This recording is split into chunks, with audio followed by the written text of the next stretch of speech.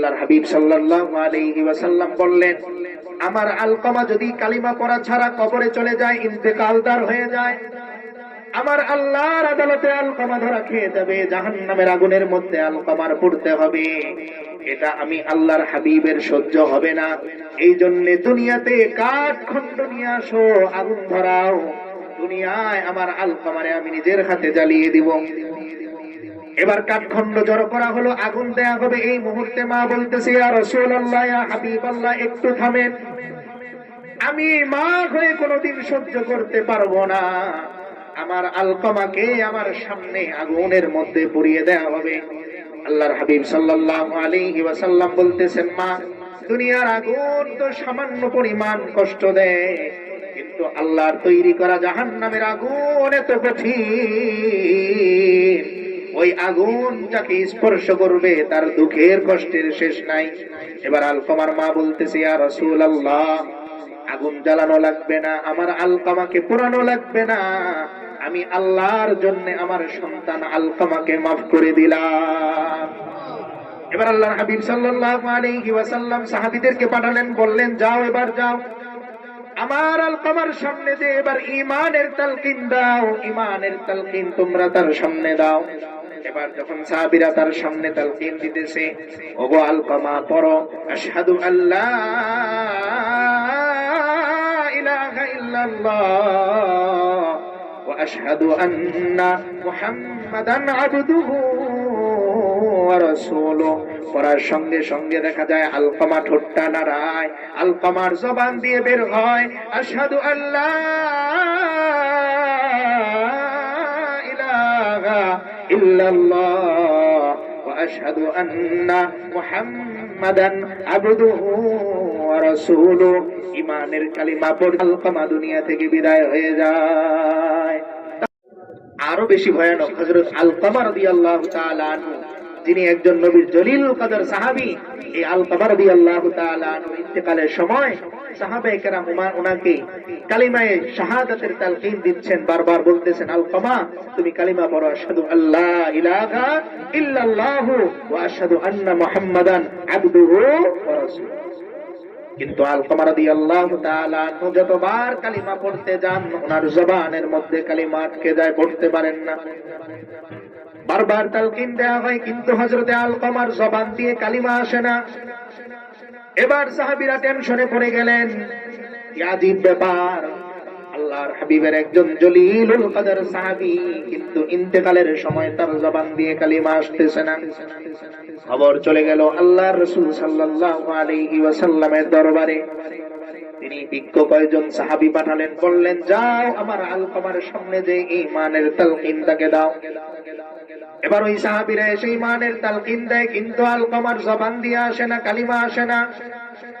বারবার হযরতে আলকামা চেষ্টা করেন কালিমা তিনি পড়বেন, কিন্তু জবানের মধ্যে বারবার কালিমা আটকে যায়, জবান দিয়ে কালিমা আসে না। এবার আল্লাহর হাবিব সাল্লাল্লাহু আলাইহি, আমার আলকামা ইন্তেকালের মুহূর্ত এসেছে, যদি ঈমান ছাড়া সে দুনিয়া থেকে বিদায় হয়, তাহলে সে আল্লাহর জাহান্নামের মধ্যে চলে যাবে। এবার আল্লাহর হাবিব সাল্লাল্লাহু আলাইহি ওয়াসাল্লাম খবর পাঠালেন, গিয়ে দেখো আলকামার কি অপরাধ। সাহাবায়ে কেরাম খুঁজলেন, কোনো অপরাধ পেলেন না, কোন সাহাবীর সাথেই তার মন্দ আচরণ নেই, কারো সাথে লেনদেনের কোনো সমস্যা নাই। শেষে সাহাবীরা তথ্য দিলেন, ইয়া রাসূলুল্লাহ, আলকামার মা এখনো পর্যন্ত জীবিত, তার কাছ থেকে তথ্য নেওয়া যাবে আলকামার কি অপরাধ। এবার আল্লাহ রাসূল সাল্লাল্লাহু আলাইহি ওয়াসাল্লাম হযরতে বিলাল রাদিয়াল্লাহু তাআলা আনহুকে পাঠিয়ে বললেন, ও বিলাল, যাও, আলকামার মাকে বলবা, হয় তিনি আমার সাথে সাক্ষাৎ করবেন, আর যদি তার কষ্ট হয়, আমি আল্লাহর হাবিব নিজে যে তার সঙ্গে সাক্ষাৎ করব। এবার আলকামার মাকে সংবাদ দেয়া হলো, তিনি বলেন, না না, এটা হতে পারে না, আল্লাহর হাবিব সাল্লাল্লাহু আলাইহি ওয়াসাল্লাম আমার সাথে সাক্ষাৎ করবেন, বরং আমার যত কষ্ট হয় আমি নিজে যে সরকার দো আলমের সঙ্গে দেখা করে আসব। তিনি আবার দেখা করার জন্য চলে আসলেন। আল্লাহর হাবিব সাল্লাল্লাহু আলাইহি ওয়াসাল্লাম প্রশ্ন করলেন, ও মা, আমার সাহাবী আলকামার কোনো অপরাধ আমি খুঁজে পাই নাই, কোনো সাহাবী খুঁজে পাই নাই, আপনি মা একটু বলেন আমার আলকামার কি অপরাধ, কি দোষ, যেই কারণে আলকামা বারবার কালিমা পড়তে চায়, কিন্তু তার জবানের মধ্যে কালিমা আটকে যায়।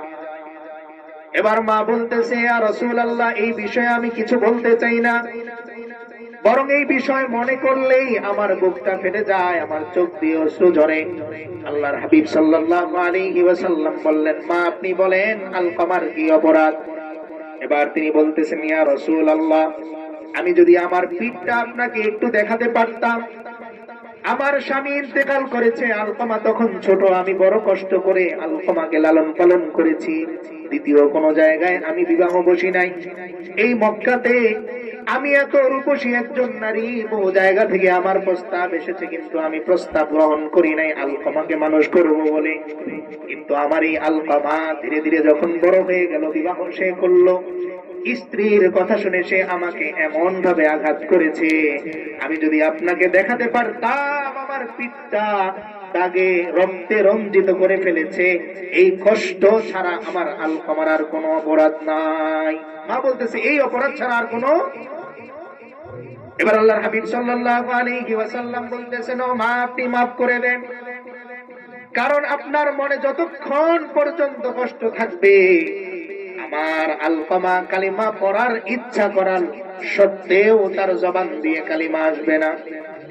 এবার মা বলতেছে, ইয়া রাসূলুল্লাহ, আলকামাকে ক্ষমা করা ছাড়া আপনি আমাকে যা বলবেন আমি সব মানব। শুধু কি ছাড়া? আলকামাকে ক্ষমা করা ছাড়া। এই কষ্ট আমি ভুলতে পারবো না। আমি ছোটবেলা থেকে তার লালন পালন করছি, আমার স্বামী ছিল না, আমি চাইলেই বিবাহ করতে পারতাম। এত কষ্ট করে আলকামাকে বড় করলাম, আর ও আমাকে এইভাবে কষ্ট দিল, আমি এটা মাফ করতে পারি। এবার আল্লাহর হাবিব সাল্লাল্লাহু আলাইহি ওয়াসাল্লাম সাহাবীদেরকে ডাক দিয়ে বললেন, ও আমার সাহাবীরা, যাও কাঠ খণ্ড জোগাড় করে নিয়ে আসো। সাহাবীরা জিজ্ঞেস করলেন, ইয়া রাসূলুল্লাহ, কাঠ খণ্ড দিয়ে কি হবে? আল্লাহর হাবিব সাল্লাল্লাহু আলাইহি ওয়াসাল্লাম বললেন, আমার আলকামা যদি কালিমা পড়া ছাড়া কবরে চলে যায়, ইন্তেকালদার হয়ে যায়, আমার আল্লাহর আদালতে আলকামা ধরা খেয়ে যাবে, জাহান্নামের আগুনের মধ্যে আলকামার পড়তে হবে।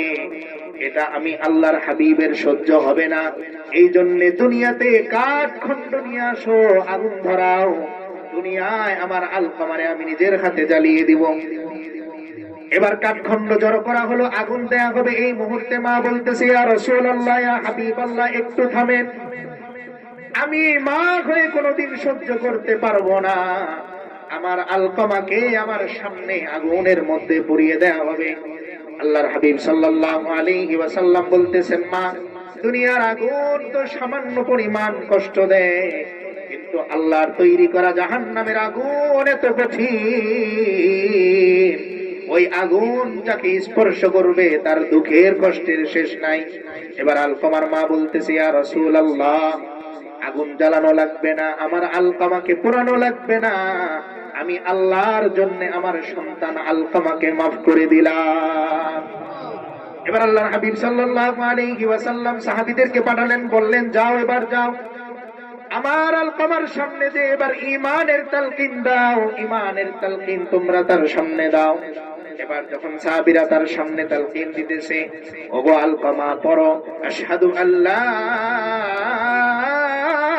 ইলাহা ইল্লাল্লাহ ওয়া আশহাদু আন্না মুহাম্মাদান আবদুহু ওয়া রাসূলুহু। পড়ার সঙ্গে সঙ্গে দেখা যায় আলকামা ঠোঁটটা নাড়ায়, আলকামার জবান দিয়ে বের হয়, আশহাদু আল্লা ইলাহা ইল্লাল্লাহ ওয়া আশহাদু আন্না মুহাম্মাদান আবদুহু ওয়া রাসূলুহু। ঈমানের কালিমা পড়ে আলকামা দুনিয়া থেকে বিদায় হয়ে যায়। তাহলে ওইদিকে মা মাফ করে দেওয়ার সঙ্গে সঙ্গে যে আলকামার জবান দিয়ে কালিমা আসতেছিল না, আল্লাহর মেহেরবানিতে তার জবান দিয়ে কি হয়ে গেল? ঈমানের কালিমা চলে আসলো। তার মানে মায়ের এই পরবর্তীতে ক্ষমা করে দেয়াটা হযরতে আলকামা রাদিয়াল্লাহু তাআলা ওর জন্য ঈমান নসিবের কারণ হলো। এই জন্য সকলের কাছে অনুরোধ, আমি আর সময় নিব না, আমাদের যাদের বাবা মা আছে একটু বাবা মার প্রতি আমরা কদর করি, তারাই আমার আপনার জান্নাত, তারাই আমার আপনার জন্য জাহান্নামের কারণ। আর যাদের বাবা মা নাই, আমরা বেশি বেশি আমাদের বাবা মার জন্য দোয়া করব, রব্বির হামহুমা কামা রাব্বায়ানি সগীরা। আল্লাহ তাআলা আমাদের সকলের বাবা মা, যাদের বাবা মা ইন্তেকাল করেছেন, সকলের বাবা মার কবরের আযাব মাফ করে দেন, আমরা সকলেই বলি আমিন। আর যাদের বাবা মা বেঁচে আছে আমাদের সকলকে বাবা মার সেবা করার তৌফিক দান করেন, আমরা সকলেই বলি আমিন। যে কয়েকটা কথা বললাম আল্লাহ তাআলা আমাকে সহ আমাদের সকলকে আমল করার তৌফিক দান করেন, আমিন।